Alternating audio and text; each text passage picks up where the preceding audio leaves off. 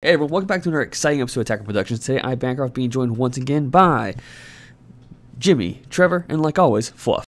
Yes, sir. Hello. What's up, people? And like always, there's buttons down below, feel free to click them. Today's matchup is some new stuff. Set 14 is finally out, and I'm taking my hands at Super 17 while Jimmy takes his take of Videl. Let's just go. You want to go over Videl first? So let's actually give like some little cliff notes here of what our decks do. So my deck plays a lot of skilllesses, draws a lot of cards, and basically just sits there and goes, "Hey, please don't smack me because I'm a weak child and I only have 5,000 power." So it's Hit Pod Hit Pod Millennial. Yeah, sure. Yeah, sure. Yeah. Yeah.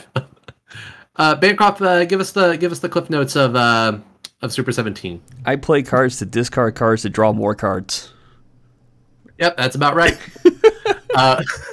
So the first half of this game is just Bancroft playing a card. I go, "What does that card do?" He sits there, reads it to me, and I go, "Okay." Then I pick up the card, reread it again, put it down, then go, "Wait, what does that do?" Pick it up, read it again. And then when I play a card, Bancroft goes, "What does that do?" And I said, "It's a skillless." And then he goes, "Oh, okay," and then proceeds with his turn. So yeah, this is worst case scenario for Jimmy, because seriously, if the card says more than like a sentence, he will literally look at the card 5 times and still miss something on that card. This is worst case scenario. He's gonna get screwed. I'm calling it now. Bancroft wins, Jimmy loses. I call it right now. Well, you already know the outcome. I don't know the outcome. I don't. This is my legitimate guess because there's so many texts on Bancroft's. You have an aneurysm, your eyes cross, and one of them gets stuck. And all of us were in the room and we look over the match, and when it was done, they bumped fists and we're like, "Oh, okay." They put down some cards and we thought this person won, but it turns out somebody else won, and we were just all confused and running joke for the entire night. Yeah. So the Android 17 stuff, I kind of glossed over it when it was announced. I didn't really look too much into it.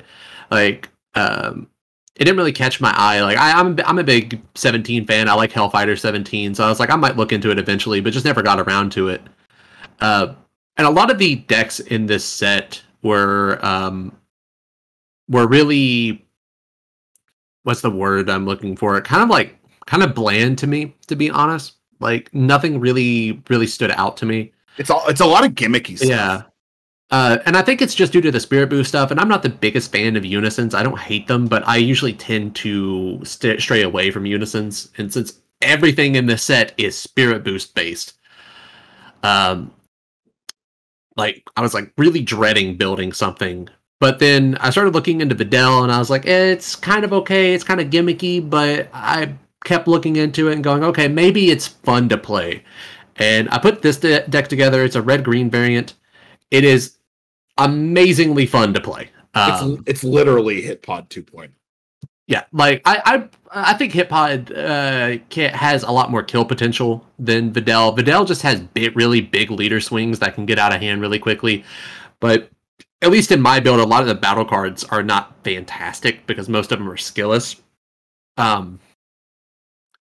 But it's just a blast to play, and I do think there is a more powerful variant. There's one going around right now running the Black Gogeta engine, which seems really neat. So I think I'm gonna work on a variation of that and bring it next week and see what I can do with it. But yeah, Videl is just a blast to play, even though I'm not the biggest fan of the unisons that it has to run. But Bancroft, you're doing a lot of stuff on your turn, so talk about that. So the one drop I play in on turn 1, just for clarification, searches top 5 for a mono yellow Android card with energy cost 5 or less, or a unison. The 3 drops activate main, searches top 7 cards for a yellow Android card. So what took so long in that turn was deciding, am I just going to grab both the 4-drop Android 13s? And I'm thinking, well, I need to charge one and potentially use one as a combo piece later. So yeah, I'm going to have to do that. But then Jimmy will know that I'm playing now a yellow-green deck. So that was kind of like my you debate. told me before the event that you were playing a yellow-green variant. Did So I I was like, mention okay, to you? cool. Okay, I didn't know if Yeah. I mentioned to you prior or not. This Dr. Mew is so good, especially if you keep it on the board long enough, because it's energy to play it. To turn on, you pay another energy to play a card from either your drop or your deck, which starts your chain entirely. Mm-hmm. And as long as you keep that card alive, your chain, no matter what happens to it, you can always just reoccur it. Yeah, I was really impressed at the power of that Mew. It didn't stand out to me when you first played it, but like later in the match, I started to respect it a little bit more and think, okay, I probably need to get rid of this card. Yeah, and I decided to play the 1-drop Searcher instead, just to get more resources in my hand. I think I was trying to dig for a Unison is what I was trying to get. So right there, I did have the option to Spirit Boost out the Videl that I comboed, and with the Gohan Unison on field, if I remove a marker through Spirit Boost, I get to KO a 2 or less on my opponent's field. If I was respecting that Mew a little bit more, I probably would have Spirit Boosted out and burned the marker, but I was really scared that you would swing out on the Unison early on, and chose not to. So this Chilai, it's Such promo. a good thing.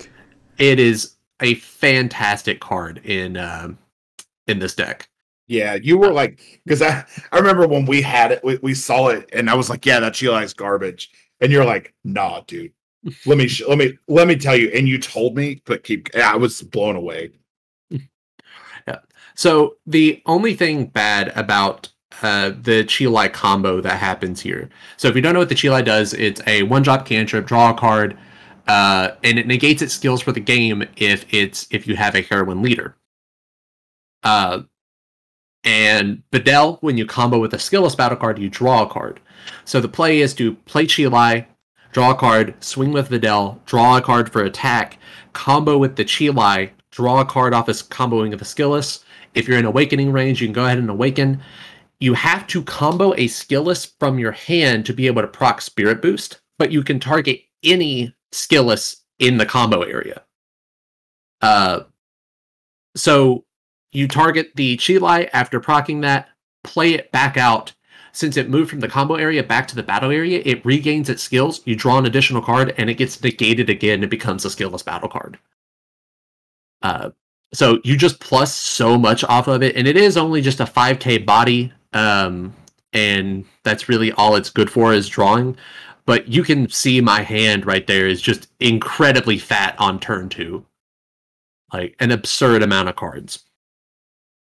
Yeah, that makes me wonder if that is a function of the interaction as intended, because that's wild. That is literally a +3 on one card. On one energy. On one energy. And if since you do have to combo a skillless from your hand, if you can awaken, you can proc the draw on the backside and get the +4000 combo power on the second skillless that you combo with. Jeez. So it's essentially a +4 in that case. Yeah, that's silly. So I should have swung my Unison there, but I didn't. I can't remember why I chose not to do that. But I did beef up to 4. Because I played the Majin Buu. That's I would have to discard 2 Green cards. Topo. Yep. Yeah, I love that card. Yeah, I was really scared. I didn't know what you could do on what turn. Because I knew the deck was somewhat energy efficient, but I didn't know how energy efficient. So I threw the Buu out there just as a saving. I think the extent would just swing. I don't know if I would have gone to chain this turn or not, and that's why I put a card underneath it to give it an extra little buff to itself. Trying to keep it alive and whatnot. Bancroft, reading that Dr. Mew Unison, that Unison looks really good. How did you like it? I mean, the fact that it draws a card, you discard a card, which goes, like I said, into the engine of the deck itself. It gains markers off just using your Evolve or Union skills, and it can KO a Rest Mode battle card if it's your turn if you use Spirit Boost, which is pretty nice. Yeah, how did it perform? Did it do well? When I had it on the board, I think it did well. Now, Okay. I want to put this little notation out there. When your opponent says, swing unwavering to your unison, and you go, okay, he's just swinging a battle card to my unison, it's single strike, no negate, and then after you do that and they say no combo, cool, you adjust the marker and they turn around and say, oh, it's double strike. I'm like, this motherfucker never once I said swing. No, I said you never. I went swing back. unwavering double strike. No, I went to the audio to make sure. You just say unwavering to unison, and I was like, okay, cool. I had 2 open energy. I do have negates, and I was just like, this asshat. So future I reference. mean, the unison was dying either way. Well, no, I to had it. two negates in my hand. I was choosing not to waste them yet. And I would have taken that additional hit, and then from that point on, if you continue swinging my unison, just negate, and you would have burned my negates, which would have helped you out. But well, I mean, you got to know, like 90% of the red green arrivals have double strike or give double strike in some form. No, it's true. Like I said, so if you're at an event, just make sure if someone says I swing there, you clarify what's on that card before you do anything after that. It is ultimately your responsibility. No, it is. To know what your opponent's cards are doing, because it's not always purposeful. Sometimes it is, but people don't say what their cards do. They just swing, and then next thing you know, you're facing down a double strike that could have been game. And you know, it's ultimately your responsibility to know your opponent's cards. Yeah. Talking about unisons, Jimmy, do you think this Great Saiyaman's the best unison for this deck, or do you think another one would be better in it? So, to be honest, I have no idea. So, from what I was testing the deck a lot with the Great Saiyaman unison, as well as the champion pack Pan. I think it's like Heroine's Victor is the name of the card. Sounds right. So they're both fantastic in different ways. These 2 unisons have the ability. So Great Saiyaman has a auto that's a +0 that will allow you to combo with a skill list from your hand.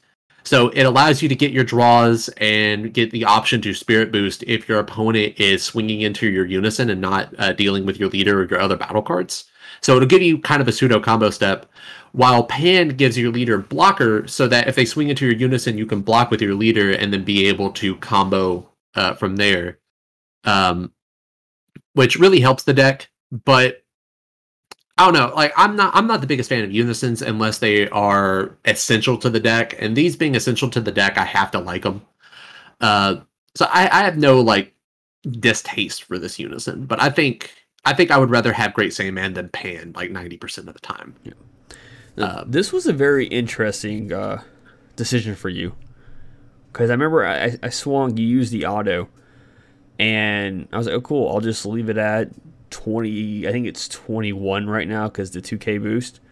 And you're sitting there like, I'm like, Jimmy, you can't combo. What are you doing? And you're like, I'm trying to figure out if I want to do Spirit Boost or not. Yeah. This went on a little bit too long because I was like, I'm thinking about doing Spirit Boost, and you're like, you can't combo. I'm like, I'm thinking about doing Spirit Boost, Bancroft. Let me think. So yeah, I decided to crack the unison there because after a certain turn, like a 10k for Spirit Boost is not really worth it.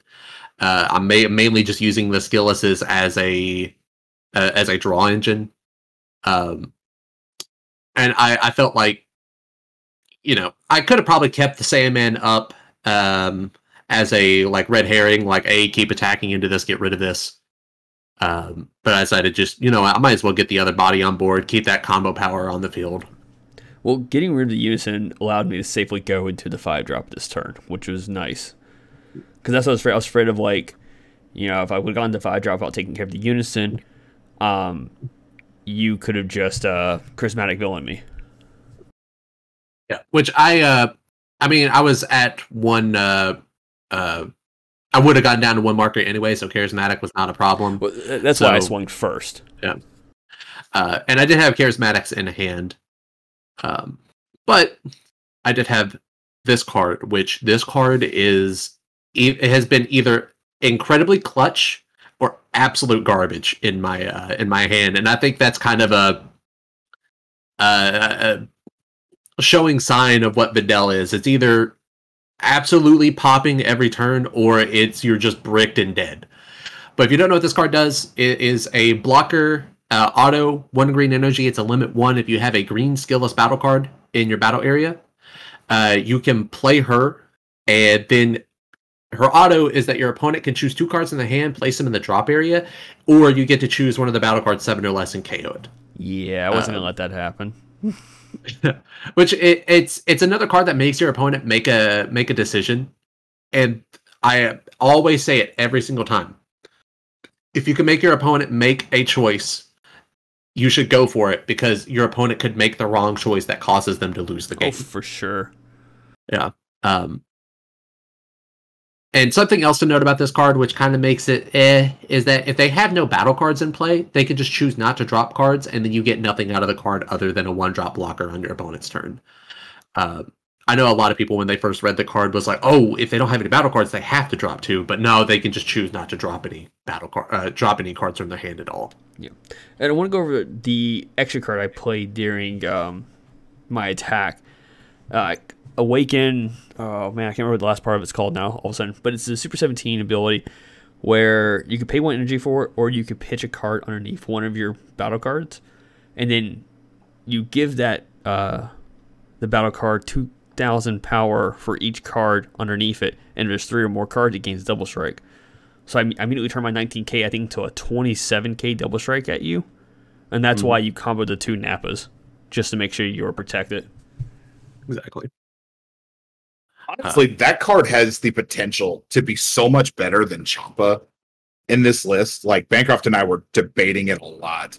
And one of my matches, I can't remember who it was against, but I got the leader to be, which is normally a 15k. On swing, you get the 2k boost, which I think it boosted by 8k. And then I activated that card and gave that another 6k boost. So it became a 29k double strike to my opponent. Yeah, that was me. Was it okay?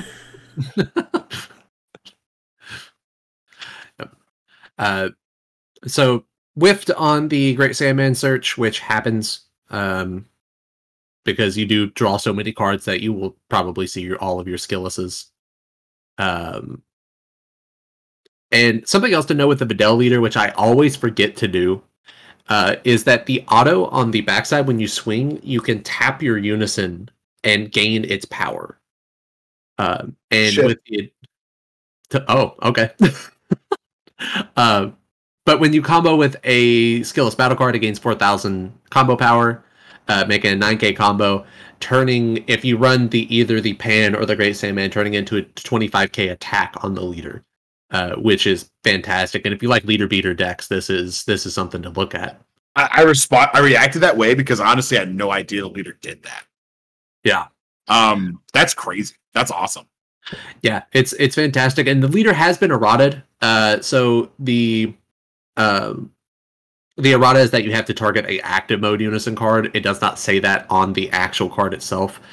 And I blanked on that. So when I was originally building the deck, I was like, holy shit, dude, like Demigra is amazing in this deck because you just pay 1 plus and you give your leader a 10k boost.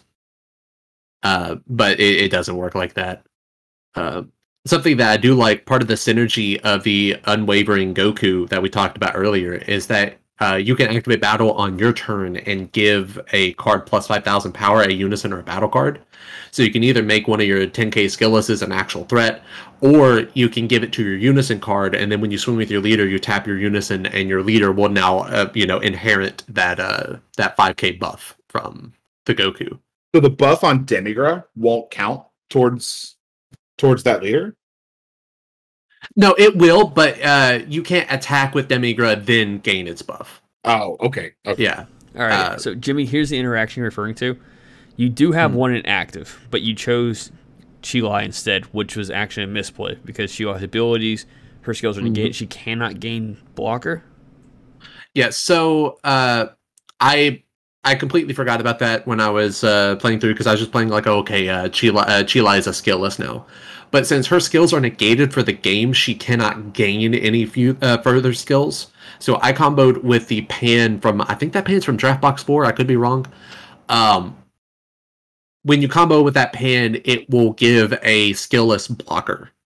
So I targeted the Chilai with the blocker. So in this case, if you want to think about it in a different way, that Chilai would not have blocker. It would be the 1-drop Videl underneath the Majin Buu that has blocker. Yeah. And I will say, in this same turn, you do combo that skillless off. So it's kind of like you would have comboed the Chilai off potentially instead. Like, yeah.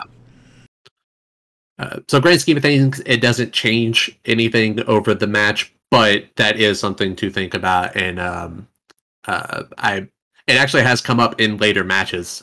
Now that I remember that ruling. So yeah, there goes the skillless combo off.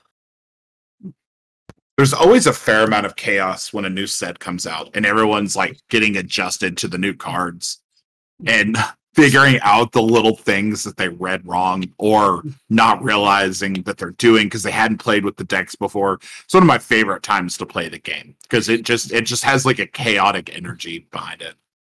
Yeah, especially when there's like a lot of new keyword skills for things that have already been in the game but now just have a keyword skill. Yeah. Like the limit, like there's so many decks now with limits that are like hidden in the text that you have to like really like look at and figure out. Dude, I swear to God, like the 8-drop Jiren has its limit 1 hidden in the EX Evolve text. Like it's a red EX Evolve and then limit 1 real tiny and then description of the EX Evolve. Like I swear to God. So, Bancroft, you have done a lot of actions on your turn. Yes. Basically removing a lot of cards underneath the, I think that's the 9-drop Super 17. Yes. So what exactly are you doing there? So I'm in a situation where I'm out of negates. And I just got to do whatever I can, do damage to you before I swing my triple strike. Mm-hmm. And you had the 2 blockers, so I played... And one of your blockers took the first triple strike attack. So I used the activate main on him to pitch 3 cards to restand him in my leader. And then I used activate battle during the unison's during my unison's attack to no, I haven't done that yet. I thought I did that during that step. The unison has the +1 ability to draw a card, discard a card, and I'm sitting here trying to cycle cards out because like I need to see 1 card or you got this game. Yep. And I drew it off that second super combo. Yep. Getting that combo piece card allowed me to play the 4-drop double strike just to add that extra pressure to you. Yeah, when you were saying you were trying to draw into something, like I was going through every card it could possibly be in my head. And I was like, what? Like, because I didn't know if there was, and that card being that 4-drop that would give you 12 for Cell X, and also that 17 was an 8-drop, not a 9. But I was going through my head, and I was like, is there another piece to the Super 17 chain? Is there like a card further than, that 8-drop? And I was like, what could it be? And then you put the 4 out, and I was like it hit in my head that could be Cell X. But you were really high on the Android 17, the 8-drop, the new secret rare. So I was like, I'm pretty sure he's running that and not Cell X. So I think I'm safe. And then you just go Cell X. I'm like, that is an 8, isn't it? Like I was like, are you sure, bro? You sure you want to do that? You cannot play the Super 17 secret rare in this deck because you have to have 5 mono yellow energy in order to get that effect off. Oh yeah, that is fair. Yeah. So I was like, the only other secret rare I could do is Cell X. And I got it off. I was like, I got a heart of cards you. And you're like, what? And I'm like, I got BU right now, man. I'm just like, damn it, super combo. I drew another super combo. Okay, yes. And that just it turned in my favor. Like, if I did not draw that card, you had the game. There was no way I could have stopped you on your next turn. And to be honest, when you pulled the 2 Android 13s earlier in the match, I was like, did they make a non-foil of the SR? Like, I had to, like, properly look at it and be like, wait, this isn't the right card. Like, the one used in the combo to get out the SR Android 13, which I really wish they would stop making Android 13 cards that look exactly the fucking same. It looks as the almost last identical. Like, just one's pointing and one's not. It might be worse than my. Like the 3 worst cards are Announcer from World Tournament, Android 13, and My. Like, those are the 3 worst. They all look the same. So, with that being said, thank you all for tuning in. Hope you all enjoyed today's match. Keep in mind, there are buttons down below. There's buttons on the screen while Fluff does the outro. Hey, thanks so much for watching, guys. Videos are floating around my head here. If you want to see those, give us a click. I think that's it. I hope you guys are enjoying set 14. Let us know if there's anything you want to see in the comments below. Read your cards, know your plays. Let us make the mistakes so that you don't have to. And as always, Fluff out.